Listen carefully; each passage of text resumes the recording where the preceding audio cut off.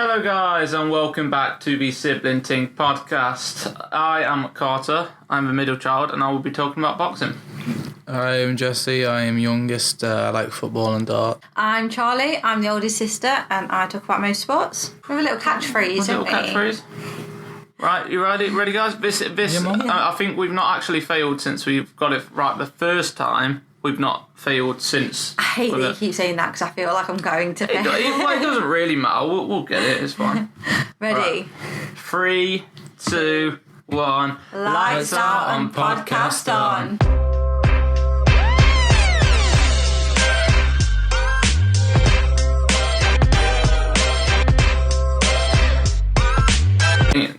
Every time that we say it, I always hear the music in the back. Every time. And then me going, yeah. Yeah, every time. Charlie, I believe you're starting off. Well, we've had a race. Yeah? We've had a race. And it was actually somewhat an entertaining race to a degree. It's gutting, and I am going to say it. We are seeing the evolution again of Max Verstappen coming back into play. We are with that, but at the end of the day, he had to win at some point, and I'm okay with that. I think he did. The Red Bull looked incredible, to be fair. He was put in easily. Had there not been that safety car towards the end, I think he would have put at least 30 to 40 seconds between him and the McLaren. He was absolutely wild on that. He was so fast. So seeing Max back at that pace is a bit scary, especially as a Red Bull. Yeah. Yuki even had some pace to him. Obviously, he was scoring points. He wasn't as high as Max, but that's understandable on the basis that obviously he started from pit lane. So he really was sort of doing his best sort of thing, but he managed to get points. I know you don't want to talk about it because you're going to be like, oh, here she goes. Ferrari, I am going to say, did so well. They started 11th and 12th. To go from 11th to 12th to come as high as they did, that is just such a comeback. Like, they were good. It is. It's not. It is. You said that when Lando did well, so I'm not going to listen to this. They did really well. Charlotte especially was really, really good. They were just, the Ferraris are back. They are certainly back to, don't get me wrong, are they championship winning, constructors winning? No, in no capacity. But it is nice to see my team actually serve a little bit of summit rather than a lot of nothing. So I absolutely loved seeing that. Caught you watching it as well? Kind of. I didn't watch it. I thought you did watch it. No, I was out. I did not watch it. Who watched it with me? Did you watch it with me? I believe Jesse might watch. Yeah, well, Dad watched it. Dad did watch it. Dad was actually entertained by it this week. Yeah. Dad actually was entertained by it this week. Yeah. I remember coming back and you guys had it on. And even Dad, which is not an F1 fan, said it's quite interesting. Yeah. It was just, I think the fact that Max obviously put massive pace in, and it was like there were fights, but it wasn't your normal sort of thing. Obviously, it was a lot more mid-table team. Which is normal, to be fair. I think every time we watch an F1 race where Max dominates, I think we tend to see more behind, which is quite normal anyway. But I do feel like when we see McLarens do well, McLarens are still doing well, but they're still like only 10 seconds ahead. Whereas when Max does it, you're talking 10, 20, 30. So every other fight is so far back, you're sort of not really paying the same attention to it. So it is a lot different, I feel like, but it was so good to see. I think just some of the mid-table, I loved seeing Charles do well. I think we all know that Charles my guy. I'm always happy to see Charles do well. So that was always a joy, but also seeing things like Yuki come back all the way from the pit lane to get, I think he came 10th. This isn't good as the F1 expert, but I genuinely did love watching that. There was just so many, also, I guess from not even just going from the race, to talk actually, even before that with qualifying, to quickly talk about Yuki. What a crash. Like, I know you have seen that. What a crash. Yeah, that was quite scary. That was just how he came out of that completely unscathed and nothing, I am absolutely amazed. That was a scary part. That is a scary part of F1 when you think it's fun to watch and they go fast and you see a few overtakes. If you do enjoy F1, the overtakes are fun and your team getting better, and sometimes Max coming back out of nowhere, it's entertaining, but you do forget sometimes the actual bad parts and the dangerous parts, and then in training we see that with Yuki, and he does crash in it. And you know, these cars are going very fast, so the crashes aren't like nipping your bumper or something. It's quick. It's quick, and it's really dangerous, so you do forget how dangerous it is. I think even like, had it not been for how bad Yuki's was, Colapinto's was really bad as well. But because of how drastic Yuki's was, we kind of forget. But it is one of those things where I think with F1, because it's one of those sports now where it is so safe, we don't see the crashes like I imagine you would when, you know, Senna was driving and things like that. So for us, it is when it comes in now, it's just like a small reminder of just how dangerous it can be. Yeah, absolutely. And I think seeing how bad Yuki's was, I mean, that was such a crash. Like, he really did. I mean, to flip over as well, like the safety barrier really didn't, there was no safety. No. It literally used him as like a bit of a bumper, like a trampoline.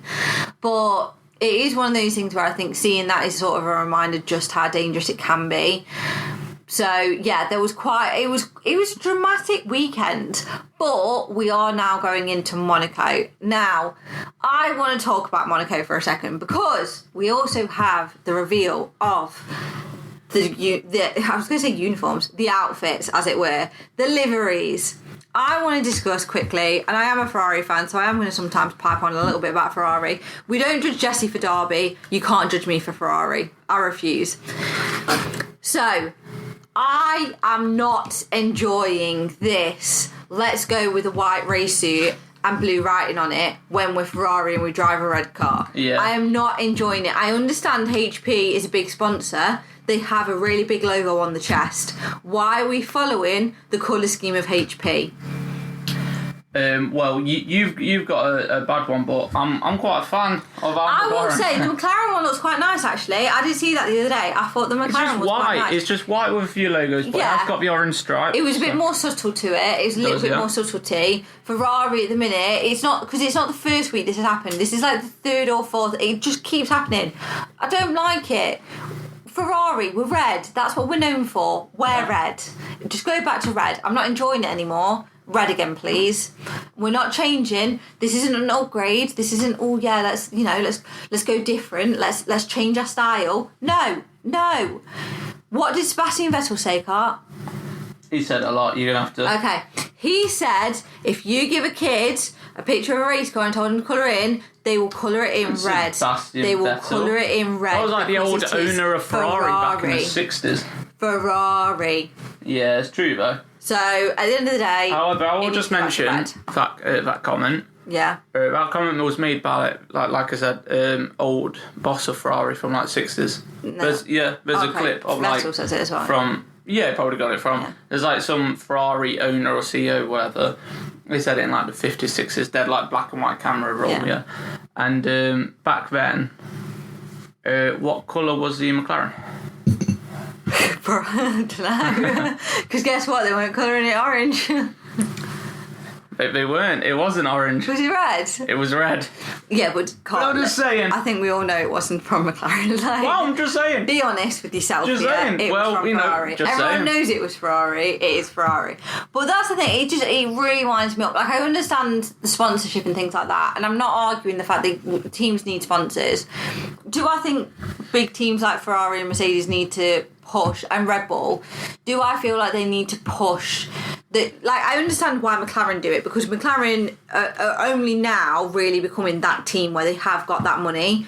Before, they needed the sponsors. So I understand why you had the chrome and, 15 different logos on each arm. I understood it then. Yeah.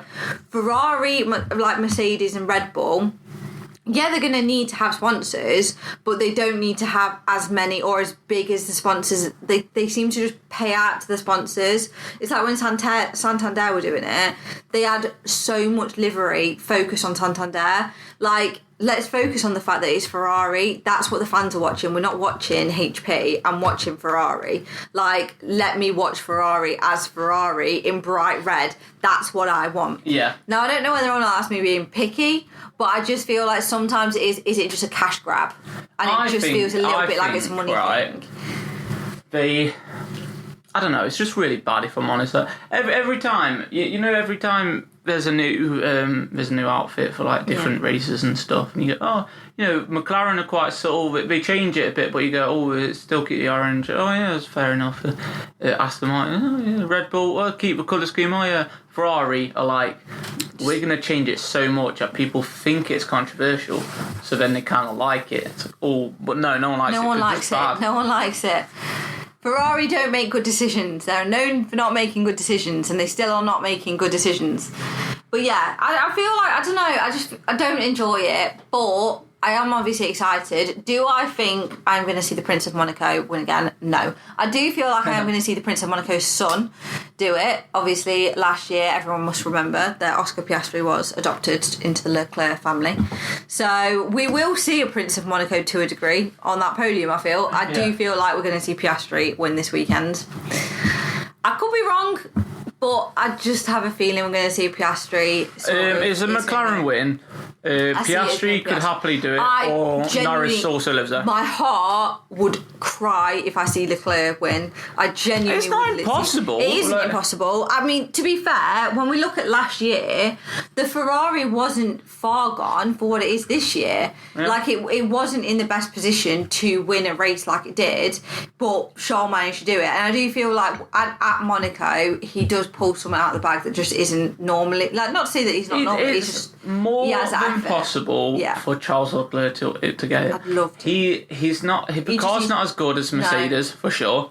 He's not as good as the Red Bulls, probably. Maybe Mercedes might be a bit better than Red Bull. He is the master at qualifying. And they're definitely not McLaren. Good. He's so good at qualifying. He's very good. So I just feel like if he can just qualify pole, we all know for a fact when it comes to Monaco, if you go pole and you have an outstanding, strategy, which, let's face it, Ferrari is not always possible, but if they can just do that, I think there's a high possibility. It's all training in Monaco, let's be honest. It's all practice.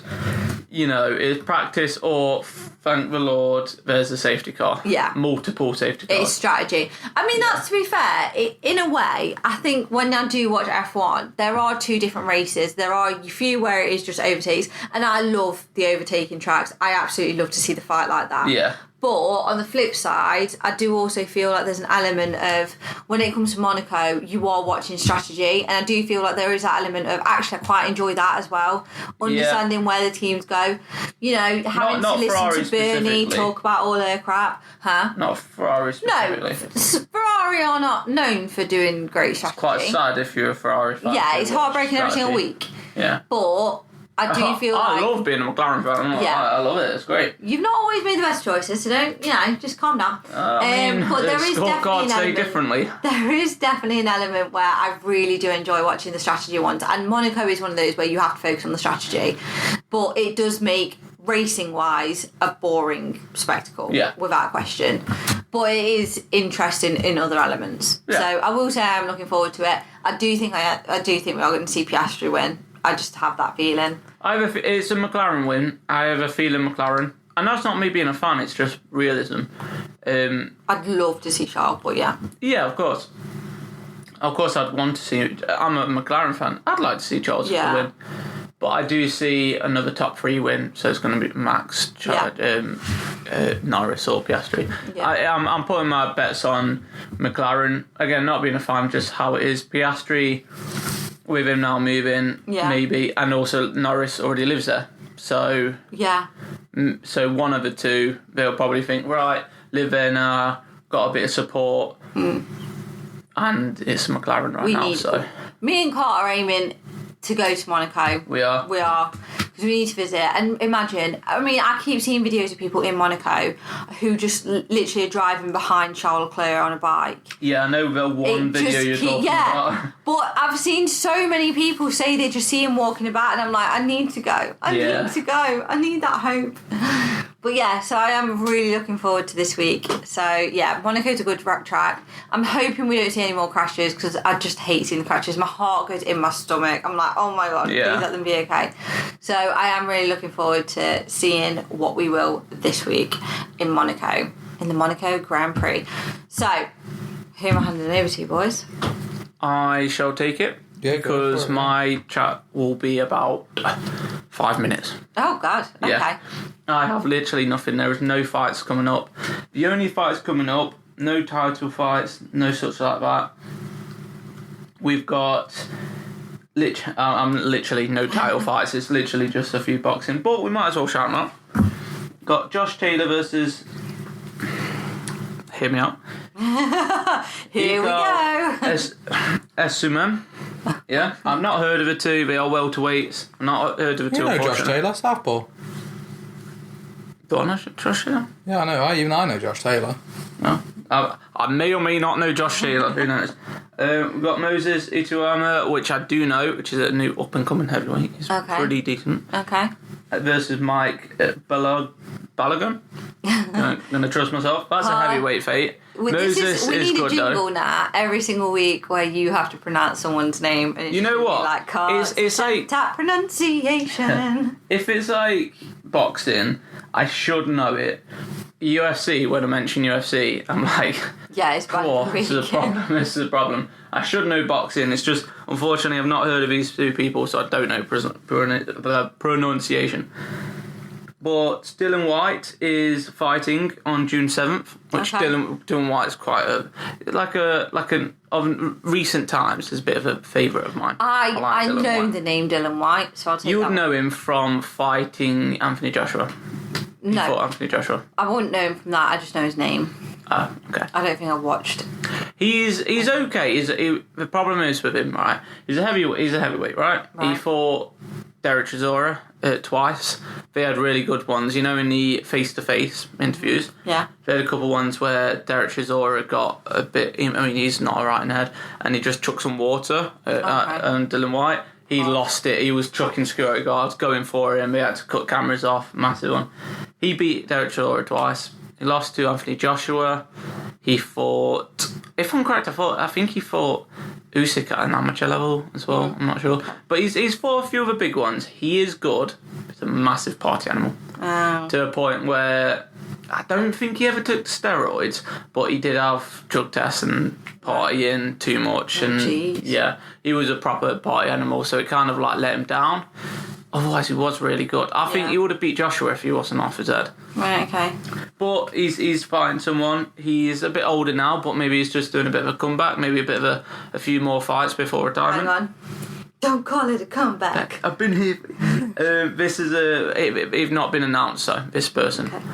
My guess, because it's TBA, to be announced. Right, yeah. My guess is they're going to be like, right, and announcing Dylan White's opponent for a trilogy, Derek Chisora. That's my opinion. That's what I reckon they'll do. Okay. Chisora, he will fight until he's 70. Right, the guy is...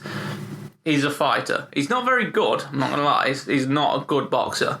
But he has heart, and he will fight anyone. Like, if you put him against prime Mike Tyson, when Mike Tyson was just killing people, yeah, he'd be there going, I'll fight him for free. Like, he doesn't care. He's really bad at boxing, no joke. He's not good, but he's just ready to fight. It's very impressive to see. So that'll be a nice little comeback for Dylan White. Again, non-confirmed, Deontay Wilder, Terrell Hurdam, maybe. Jake Paul, Julio Chavez. That's happening June 28th. I'm more looking forward now to July. It's July 11th. Yeah. We've got Katie Taylor versus Amanda Serrano, the third fight, which they do put their hearts in. I've said it before in the last few. They really do go for it. So that's going to be nice. And obviously July 19th, week later, Usyk, Dubois 2. Usyk, Dubois. Do you know every time I say Dubois, I just keep thinking of those. Do you remember the adverts where it's like, this is not just M&S food. No, this is not just any food. This is M&S food. Every time we say Dubois, I just think of that. Daniel. It's Daniel Dubois. But, Derek Chisora is fighting, however, in a few months, Otto Wallin, which is who we fought last time. And I believe Otto Wallin, I actually said he's going to win. Okay. I said it on the podcast. I wasn't correct. I was wrong. Derek Chisora won. But that's beside the point. Cart's quite common with that one. Yeah. It's besides the point. Was I wrong? Yeah, I was. Actually, I have something boxing related to talk about. Okay. I heard there was a little bit of a fight at the Misfits. The one that's happened at Derby. There was a bit of a fight broke out, apparently. There's just a bit outside of the actual boxing. Apparently, one of the rappers that went had a bit of a fisty fight. Charlie, kicked out. Charlie, this is something we do not know about. So, would you like to mention it? There we go. Heard about I'm this. spreading the goss, boys. Yeah. Apparently, I don't know which rapper in any capacity, but apparently one of the rappers was there. It was in the newspapers. Someone had a bit of a fisty fight, and the rapper got involved. Apparently, someone had taken a necklace or something off a bodyguard of his. Yeah. He's jumped out and basically had a bit of a fisty fight, and the rapper got chucked out. Apparently, I am saying now I don't know. I'm just sort of. God, what if it was some famous rapper? I didn't. What if it was Central C? I didn't recognise the name. Hang on, you guys talk. Let me see if I Okay, can find, alright, absolutely. Well, speaking of Misfits, we should probably talk about it. It's actually a really Derby good, boy. Yeah, you know what? I actually really enjoyed that show. Really good show. Wakey Wines versus Modine, I'm not going to talk about. That's the only one I'm not going to talk about. But Ty Mitchell versus Idris Virgo, actually, I have really enjoyed that. And Idris Virgo is having probably the biggest meltdown I've ever seen. I don't watch much Misfits, as I'm a boxing fan, and I do not find Misfits. I don't like watching Darren it, Till 'cause it's versus not the Darren same. Till is good, though. Yeah, but they're not boxing. Well, I don't mind talking about it because they're trying. Darren Till, he's a fighter, Darren Till. He's not a very good boxer, but he's a fighter. And Ty Mitchell, Clifton Mitchell, is Derby born and bred. Was he born somewhere else and raised in Derby or something? I think like he's Derby. Derby born and bred, wasn't he? Well, he runs One Nation. He does, yeah. He's from our hometown of Derby, from Sandy Ryan. And his son, Ty Mitchell, had a fight and won the second round, wasn't it? Third round, TKO. The issue I'm having with this fight, and the reason this is the big one, is Idris Virgo basically had a massive meltdown over on social media. But he is a pure definition of how not to handle a loss. Yeah. How when you lose to be just a bigger person, regroup, rebuild, reclaim. He didn't have Anthony Joshua. He did an Anthony Joshua. The issue is he's tried to appeal, and he's appealing to the wrong people. Yeah. But he's saying it was only a stoppage. There was 22 punches. 22 unanswered punches before the ref stopped it. That is not an early stoppage. Yeah. That is a very fair, and you know what? Good on the ref, to be fair to him. But I think most people, if they lose, they just can't handle it, or they want to just try and prove that they were okay. He's completely built off ego, he is, and his ego got shattered and he couldn't handle it. So yeah. Darren Till, Darren Stewart, that was a really good fight. Fox to G as well actually was pretty good, which was interesting to watch. And the fight that we're going to talk about now was Krebs and Conan. It was Conan who started the fight. I can't say I've ever heard He's of a him. rapper. I've heard of Conan. There you go. However, Conan. I have no idea the songs. But fair enough. No. A little bit of I a... can't even say I've heard of him, to be honest with you. So there we go, guys. There's the gossip I've got for you. I'm glad to share this. Before I pass on to Jesse, I'll be talking about UFC real quick. Oh, God. Now, please be careful with because I do not know the names. I know I like UFC. I do watch UFC and I do like it, but I don't know it half as much as I know boxing. I know the more famous fighters. I don't know that many. I just like it, and I thought there's a few fights coming up, might as well mention. So the next UFC 316, June 8th, is Sean O'Malley. I think you might have heard Sean O'Malley. I don't like him. In afro, his crazy colours and stuff. He's all right, to be fair. He's not. I think he gets misread a lot. Versus Merab Dvalishvili. Wow. I think I didn't do too bad there. Butchered. Yeah, there's a high chance there's butchered there. Sean O'Malley is a bit of a popular one right now, so chances are he will just win. He just is. That's the main card. UFC 317, which will be June 28th, will be Topuria versus Charles Oliveira. That's a good one. I do know them too. Charles Oliveira is a bit of a ledge in the UFC. He has 10 losses, but in the UFC that's how it works. You do get a lot of losses. But he's got 35 wins. So it's very impressive. He's fought pretty much everyone in the lightweight division. He's done Charles Oliveira, and he's one of the most respectful. He does this thing. You'll love Charles, actually. Go on. When he'll do the press conference, and it's very rare that he'll talk and chat I don't away like and the stuff. trash talk, yeah. It's very rare that he'll do it, right? I don't he enjoy does it. sometimes. It's still a fight, you have to, but it's rare that he will. But yeah. When he gets in a ring, though, just before the fight starts, he does this thing. He'll always go up, dap his opponent up, and say good luck, whatever. Yeah, always. But obviously, as you're like warming up, your team's allowed to just like hang over the octagon, and he'll say like dap up his opponent, and then he'll go and just dap up all the teammates that are there, and just go, just hello, just every single person there. He'll give respect to.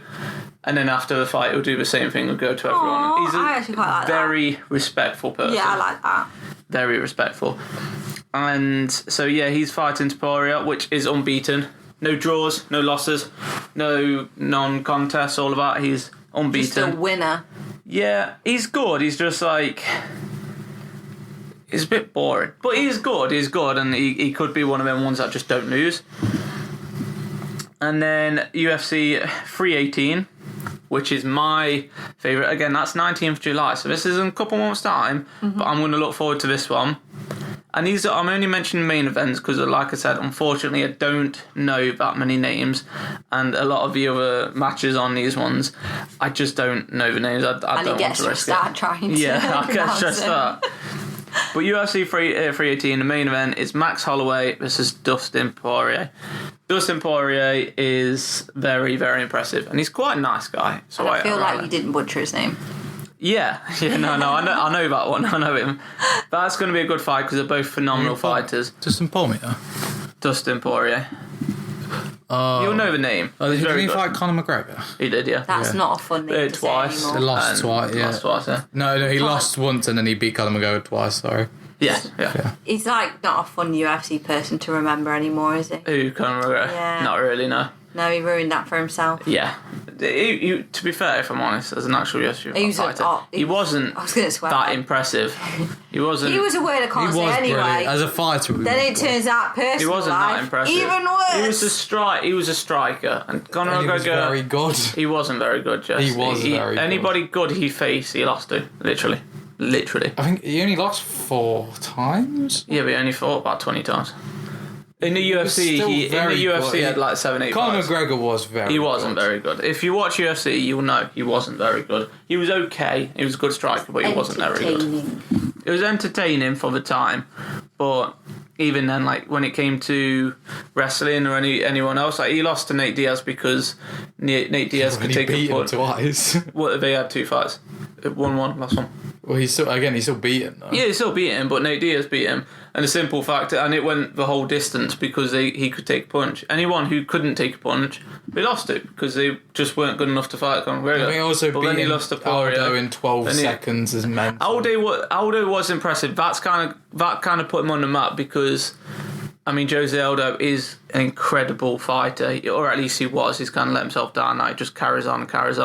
But he wasn't a very incredible fighter. And then that one lucky punch, that can happen in fighting game. One punch can put you down, and it did to Aldo, and that's it. But, I mean, he got absolutely shredded by Khabib, although so did everyone. Khabib was just different. And then in personal life, awful human being. Yes, he's not a great person, Charlie. But, awful. Yes, yeah, he's an absolute terrible person. There's no defence there. He's a horrible person. UFC 319, August, so 3 months away. Yes. Dricus Duplessis versus Kazmat Chimaev. That is a good one, alright? Mm-hmm. Kazmat, again, not lost. 14 fights, not lost, nothing, yeah? The guy is an animal. He's Chechen, right? Which is, so Khabib, Islam, Usman, Khabib's younger brother, cousin, they're all Dagestan, from Dagestan in Russia. Mm-hmm. These guys are just so different when it comes to UFC. They can take punches, but they're not striking people, they're wrestlers. They wrestle since they were kids, grow up wrestling. Oh, Jess, you love to wrestle. Get better at striking just over time. Khabib Khabib wasn't amazing. He could take a punch. He barely ever really got dropped. He wasn't great at punching, but striking wasn't his game. But they can all take a punch because they're built different. But it's for wrestling. Yeah. The second they know, right, I'm going to choke this person out, they're done. Khamzat is not from Dagestan, he's from Chechen, if I'm correct. I could be wrong because it's very tricky, but I'm pretty sure it's from Chechen. Now, which is very similar and very, very close. Their game's just different. Their games are so different, alright? Between the 4 or 5 around the area of Russia, between them, they have something like 120-30 wins and 3 losses. Yeah. Jeez. It's just insane. One of them was Islam, which Islam is rated the number 1 pound for pound fighter in the UFC in the world right now. Number 1 pound for pound, right? You've mentioned him a few times. I really like Islam. He's really funny. He's autistic. There's no proof of that, but he's definitely autistic. There's no doubt about it. It's just funny. Just diagnose him here on the podcast. Oh no, everyone knows. There's no doubt about it. But he's just incredible again, and he's probably arguably better than Khabib. They were in the same weight class, but obviously they're like brothers. They're best friends since childhood, so they were never going to fight. But he's better at striking now. He's got 1 loss and 24 wins or something, which in the UFC is very impressive. I think basically I've seen it. He just gets caught again with one of them punches, which happens in a fight game. He stood there and guy for a punch, connected, and he drops. Sometimes that punch can land and that's it. But he's not lost since, and he's got the highest win streak since losing now. The biggest win streak. He's so impressive. He's so impressive. And Khabib, he's the number 1 pound fighter, right? Because he's complete right now. Mm-hmm. He was always wrestling because that was a wrestling game when it came to Dagestan. They just were very good at wrestling. But now he's knocked out people using the striking. He's now showing he's a complete fighter, and that's why he's number 1. I'm sorry, I'm going off. Right, I'm going off. I like UFC sometimes. I like it sometimes, and when I talk about the Dagestan crew, I'm very, very happy. But Khamzat is a friend of them lot, and he knows the grappling game very well. But he is scary. He's a scary dude. He's got a massive scar on his lip. I'm not sure from what from, but he's got a massive scar, and it just makes him look scary. Dricus du Plessis, he is such an incredible fighter. Mm-hmm. He's insanely good. The only problem is you won't like him because of the stuff he says. He gets under people's skin. Yeah, he says stuff like Sean Strickland when he fought him. Again, Dricus beat him. But when he fought Strickland, he was saying stuff about how he's going to beat him harder than his dad beat him. So he's not very nice. That. There's no need. Sean Strickland isn't a nice guy. Stick to professional. But there's no need to say that. Just stick to professional. Don't Israel bring in families. Yeah, Israel Adesanya. Again, du Plessis won. Hate it. He did win, but again with Adesanya, he was saying the same stuff about family. At the end of the day, the family aren't involved in this. Yeah. There's no need to bring. I like insults. You can't. Because it's personal. If you start going for the wife or the kid, no, I'm not saying go for them. I'm not saying go for them. Tyson Fury, I think, is a perfect example of trash talking. Right? He doesn't swear. Mm-hmm. He will say nothing about family. Yeah. And he pulls back before he says anything too bad, right? He calls people bums.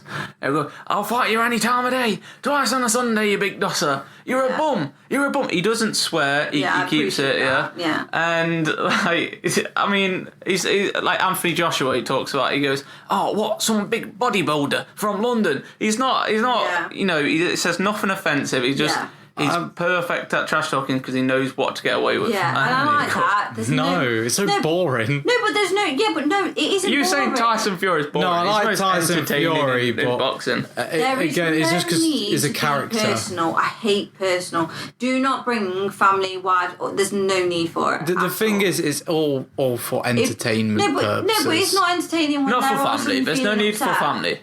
If you're attacking someone's family and someone's wife, they're not in that ring. They don't need to be brought into it. For an aspect, Eubank versus Ben was a whole built on family hatred against each other, and it's the most biggest fight this year. It's not the biggest fight this year.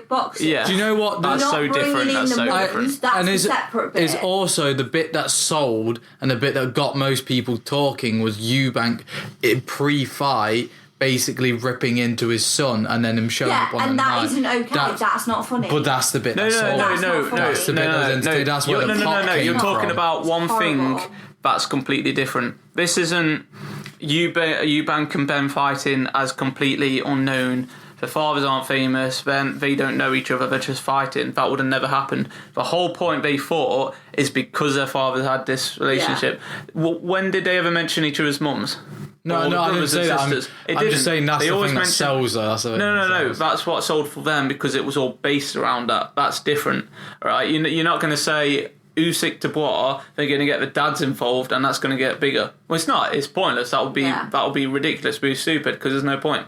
Ben and Eubank, their fight was based off their fathers having a rivalry in the 90s. Well, so it's completely irrelevant. I'm not saying I agree with the family trash talk. I'm just saying I think you can't go wrong. Helps. Trash talk is brilliant. Trash talk is so good. It doesn't need to evolve. So good. Trash talk is... If without trash talk, it can be boring. Like Deontay Wilder before Tyson Fury, right? No one really known him because he wasn't that entertaining. No, he trash talked a little bit, but he wasn't that entertaining. I honestly think, and he had such a good record. And like people like Anthony Joshua, right? He got a lot of media coverage because of the attractive looks and stuff, right? Mm-hmm. But he was never a trash talker. He was quite boring in press conferences. Tyson Fury got as famous as he did because he trash talked and it was fun. But again, he never mentioned family and he was quite easy. He was quite good. That's the thing. I hate it when it's no need to bring in family. Yeah, but no need to bring in family and stuff. But trash talk really does help the sport of fighting. It really does. It helps massively. So it's always good to have a bit of trash talk. But just not. You don't need. Don't have to bring up family. Yeah. There's no need to. That's pretty much it for me. Was I or was I not? Yeah. Correct again. Yeah. Who won? I swear I watched it. I just forgot who won. Aspinall. Oh. Wow. Whoever I voted for, Cart. Whoever I voted for. So yeah, he's basically qualified. He wins a game tomorrow. Sorry, we're seeing him in London. Yes. And Van Gogh has to win the night, and that is the only way we don't see Aspinall. I have to see Aspinall because can you imagine listening to I Predict a Riot and Mr. Brightside? Wait, so even if Nathan Aspinall gets kicked out first match. But Van Gogh has to win. He has to win a night anyway. Oh, right, perfect. Aspinall's on 24 points. Yeah. And Aspinall's on 24 points. Van Gogh's on 20. You get 5 points for winning a night. Right. So he'd have to win. So he has to win the night. Even if he gets to the semis, though, Aspinall, he'd still get a certain amount of points, right? If Aspinall wins a game, he's qualified. Right. Okay. Van Gogh Nathan Aspinall has to go out first round, and Van Gogh has to win the night in order for. It's possible, but it's highly unlikely. So that's darts at the moment. I don't know if there's not really been any Pro Tour from what I've seen, but other than that, that's the big one on Fiesta Aspinall. So it's Price, Humphreys, Littler, and looks like Aspinall in the finals of the Premier League, which we're going to next week. In football news, I think the big one is Crystal Palace winning the FA Cup, beating City. Very controversial because Dean Henderson should have really been sent off within the first 10 minutes, 20 minutes. And then he proceeds to probably have one of the best goalkeeping performances I've seen in a long time. Saving a penalty, saving God knows how many shots on target. And he really shouldn't have ended up being on the pitch. But you know what? Hey-ho, love the beautiful game. And Crystal Palace won the FA Cup. We're currently watching the Europa League live now, the final. I actually have a football question. Go on. This is going to sound like a stupid football question. Yeah, so basically, the foot has to connect with the ball. Anyway, So, do you know how if someone red cards you, if you get a red card, you're off? Mm-hmm. So say, you're a midfielder or whatever. What happens if the goal is red carded? You sub off one of the players and bring in goalie. Is that how it would work? Yeah. Wayne Rooney, okay. when he was younger, he was playing goals before he played striker when he was like a kid. And there was a game, I can't remember if it was Everton and Man U, where the goalkeeper fouled and got red carded and he didn't have a substitute goalkeeper. So Wayne Rooney said, right, and he took the gloves and Wayne Rooney went in. A few players did. Who else did it? Harry Kane.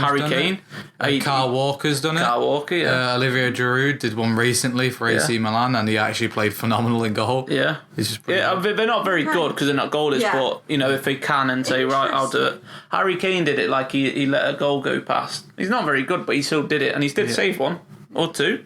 You say he was awful. He was awful, but he did save, like he did. Kyle Walker saved a free kick. It was brilliant. But I remember watching it, yeah. Well, Crystal Palace winning the FA Cup, it was an upsetting one. Not an upsetting one in words, but it was just because not upset because I was well happy. I love Crystal Palace. Save on the touchline. This is entertaining for the podcast. Yeah. Oh, but yeah, Man United. It kind of is. It's live reaction. Yeah. We need to do a watch along one day. Crystal Palace winning obviously is good. I love the underdogs winning. I also love to see some different trophies going to different clubs. You know what I mean? It's always nice to see. Other than that, there's not really been anything. Jesse, I've got something for you, but you don't have to do this. Tell me. I've got the fixtures for tomorrow for the darts. Oh my god! I will be announcing them. Car's going to be announcing. So are you ready? Yeah. Taking over your job, Jess. First match up, people. Aspinall Van Gerwen. No, it's it not. Bunting Littler? Bunting Littler. Littler. Yeah, I made it stupid. We're not going to Are we answering that question? I'll go Bunting. You're going to be Bunting? Yeah, I feel like on the final day I'll pull something. Sure. Why not? Why not? Aspinall Van Gerwen. Aspinall. I think Van Gerwen will win the game. I don't think he'll win the night. That'll be really funny because that game kind of does matter. The game really matters, yeah. But at the same time, even if Van Gerwen wins, he has to win the rest of the night. But it does still matter. So I'm going to say Van Gerwen, same as Jesse. I don't think he's going to win, but he will. Right, Humphreys Cross.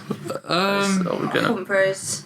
Why are you considering? Why are you thinking? I don't know. I actually think I'm going to say Humphreys for the win. I'm going to say Humphreys for the win. Humphreys.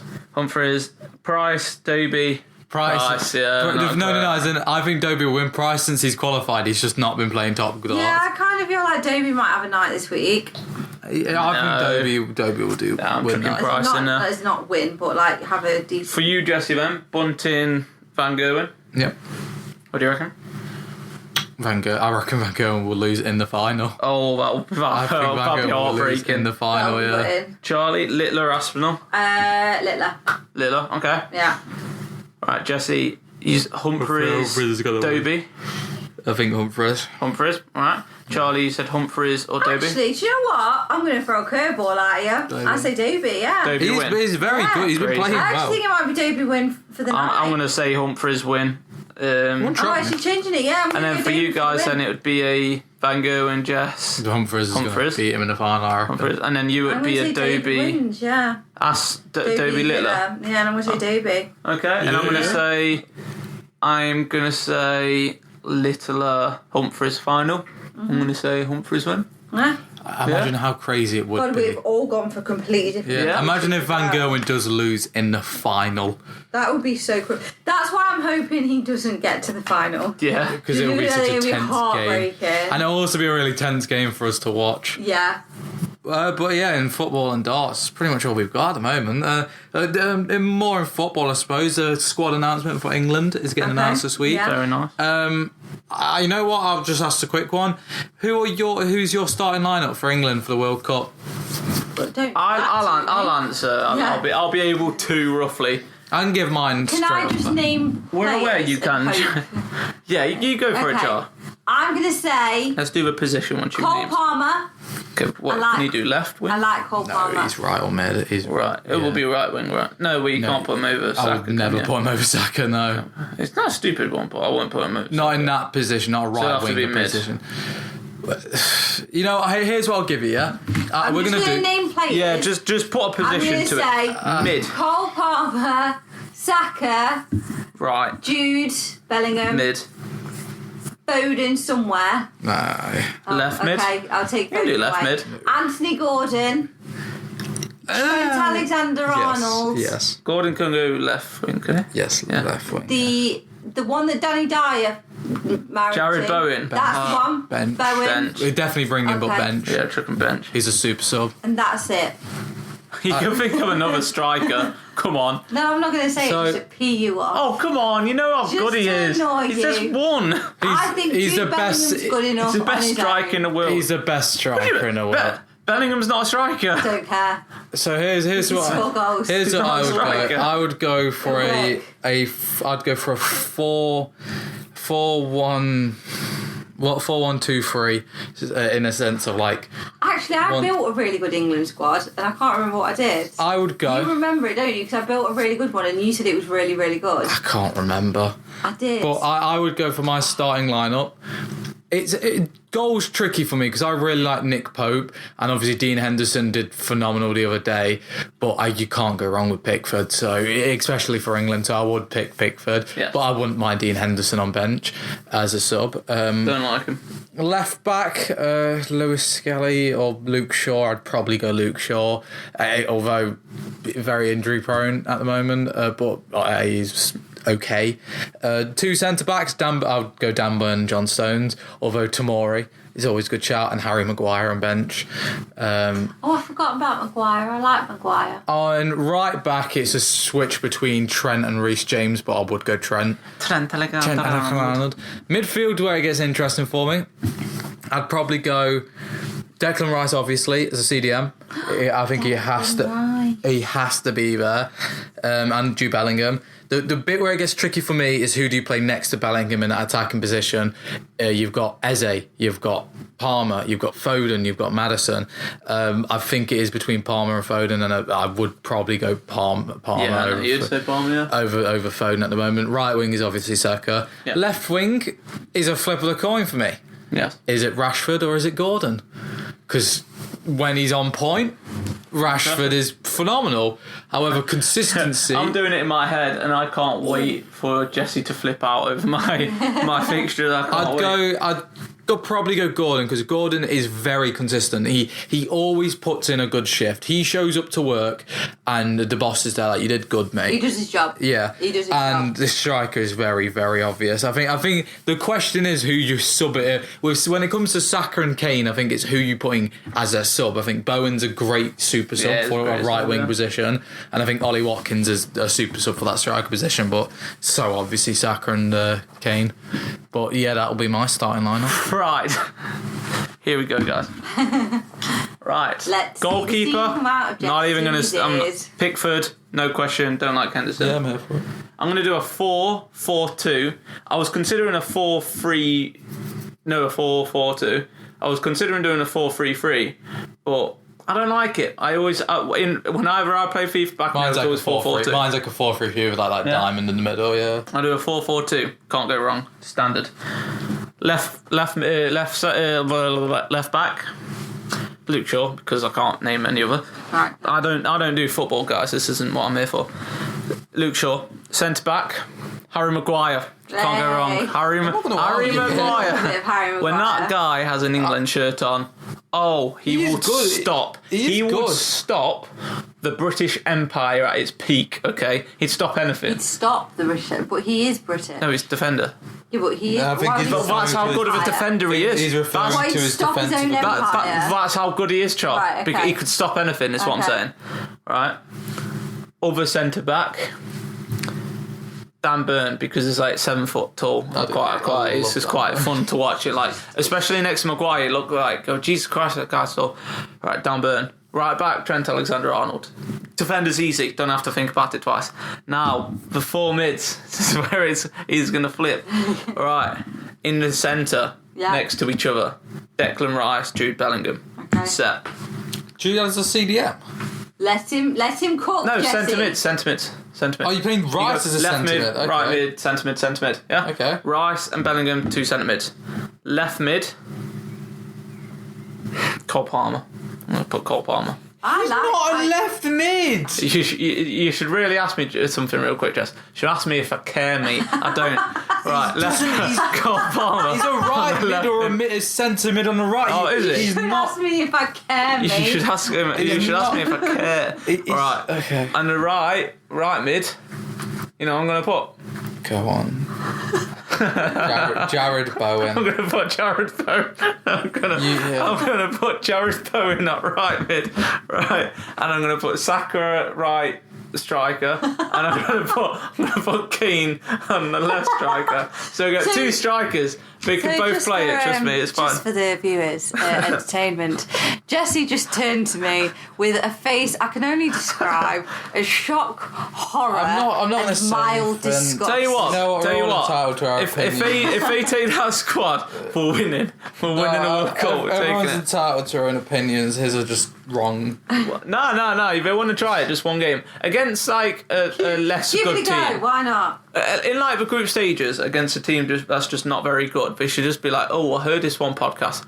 Give it a go. We'll give that a go. Why not try it? Palmer. You've just turned around and said this kid who's played right wing all his life. He only plays right wing. That's what he's made to do. That's what he does. You just are like, you know what? For the biggest competition in football, let's just chuck him in striker. Yeah, what's your point? You know what? What's your point? Sure. If Wayne Rooney can put on some goalie gloves and give that a crack, guess what? Saka can give it a crack for striker, Jess. Exactly. I love how none of Saka would be fine up front. I'm more worried about my Cole Palmer position and Jared Bowen. They don't fit there. Bowen fits in his one. It's just Palmer didn't fit in his. No, he fits perfectly. Well, is that all Foden? I really like Foden, but Cole Palmer's very good. Gordon. Can you hear this guy? Can you hear what he just said? Yeah, logic. Oh, that's funny, right? That's Jesse crazy. coming at him with logic. I do love your how... logic. Yeah, your fixture then, your England squad is what it's quite realistic. It's probably what's going to happen, and then they fail. They put me. The team will be like, that's what? A risk. Argentina will be playing. Spain will play in Spain, and they'll be like, wait, what? That wasn't expected. Wait, what? Why have it? Wait, what? Why is Cole Palmer there? They won't expect it, and we won. Surprise. We win. So Cole's coming with the element of surprise. If anyone's listening that can get in touch with England squad, all right, do it. Do my squad, and we will win 4-0 against Spain in any match, final, team round of 16, whatever. We'll win. And so if anyone wants my squads, I'll find the names. Yeah. I'll decide. Play with 6 people, it's fine. Yeah, it'll work. Don't worry, lads. I'll source it. Right, guys. That wraps up. I think that wraps us up. Yeah, is it me? Yeah, go on, Jess. So I would like to tell everyone that you should be consuming at least about 4 litres of water a day. Nice. Whoa, I don't think that's how much is. It's quite a lot. About 4 litres, yeah, it's quite a lot. Ask me if I can, mate. Make sure to please keep in contact with your friends and your family. Make sure to spend time with your loved ones. Overall, just enjoy life. Wake up with a smile on your face. Get the full 7 to 8 hours sleep you need. Don't do drugs. Yeah, that's a big one. The big one. Drive home safe as well. To everyone listening. If you're dropping by the shop, I hope you get something you enjoy and love. Remember milk, it's a dairy bread, dairy eggs. milk. Grab your eggs. Grab your eggs. Grab your eggs. Unless you're a vegan. Then grab your eggs. Or milk. And overall, if you have a dog, cuddle him tight, listen to this podcast, get a hot chocolate on, bing bang biggity boo, and enjoy your nights. But yeah, to wrap it all up, the one thing I can say is be a goldfish, Sam. Be a goldfish. What I'm saying. Be a goldfish. That's brilliant. Love you loads. Subscribe. Listen again. Listen a third time. Show your nan. Show your kids. Follow us on social media. Maybe go with that one, Jess? No, I'm running the script here, Charlie. Right, okay. Show your nan, show your dog, How long's show the your script? sister. Can you shut up, please? Show your nan, show your dog, show your sister.